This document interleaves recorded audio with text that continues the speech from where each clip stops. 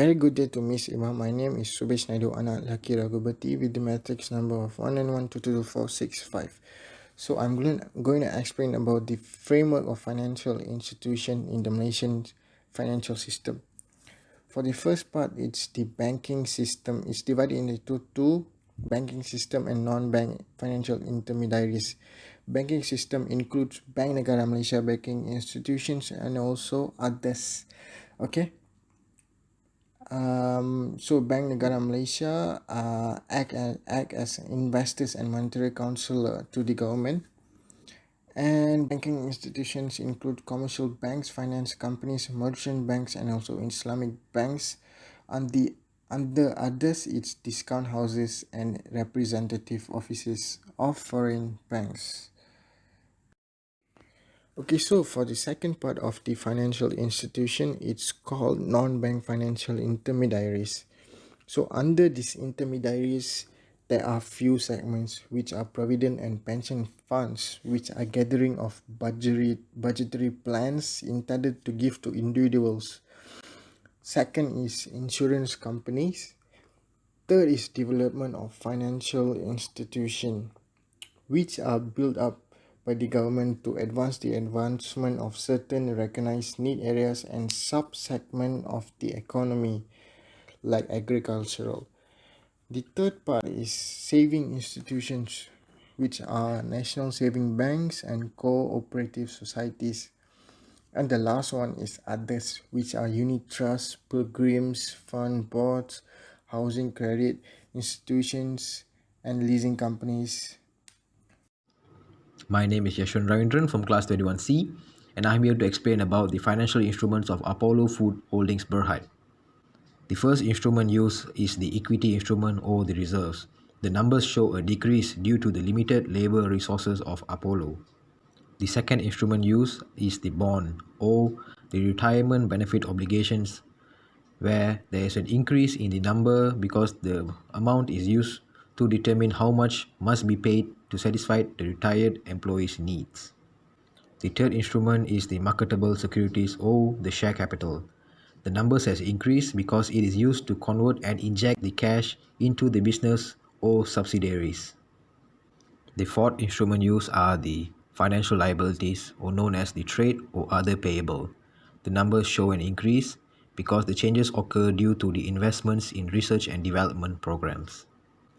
The final instrument used by Apollo is the cash deposited with licensed bank, or known as the short-term fund. The numbers show an increase, and the money it can be used for other business purposes. This chart shows the financial instrument chart of Apollo Food Holdings Berhad of the year 2018 and 2019. I am Wei Xian. My matrix number is 191222703, and I'm going to talk about Hup Seng financial instrument. There are two types of financial instrument. They are equity-based and debt-based. For equity-based financial instrument, Hup Seng use common stock. Common stock are unit of ownership interest in a corporation for an equal distribution in any profit. In short term, Hup Seng use trade payables. Trade payables is an amount billed to company by its supplier for goods or services consumed by business. In long-term debt, Hup Seng use cash equivalent. Cash equivalent are an asset that be ready convertible into a known amount of cash. Next, I am going to talk about the summary of Hup Seng's financial instrument from 2018 to 2019. Common stock remains same at 800 million from 2018 to 2019. For trade payable, Hup Seng has declined around 3 million, and for their cash equivalent, they have dropped around 3 million as well. Due to their performance, Hup Seng was unable to engage in any formal activities. Nur Farisha Irwayu binti Rosita 191221628 and Nur Anisha binti Muhammad Haji 191221623 will be present about financial ratios and analysis. Apollo Food Berhad has the higher cover ratio than Hup Seng Industry Berhad for about a year, which means Apollo is in a better position to make short-term liabilities with short-term assets. However, both companies are still with one and above of current ratios because the total of current assets are higher than current liabilities for both companies. Both company Hup Seng Industry Berhad and Apollo Food Holdings Berhad show that the total assets turnover are below than 1 in 2018 and 2019 due to total of sales are lower than total assets. The companies need to increase their sales by more promotions and quick movement. Assalamualaikum. I am Muhammad Sohidi bin Edi Yusuf and my metric number is 191221595. Now I will present about the relationship between financial institutions that make up their chosen industry.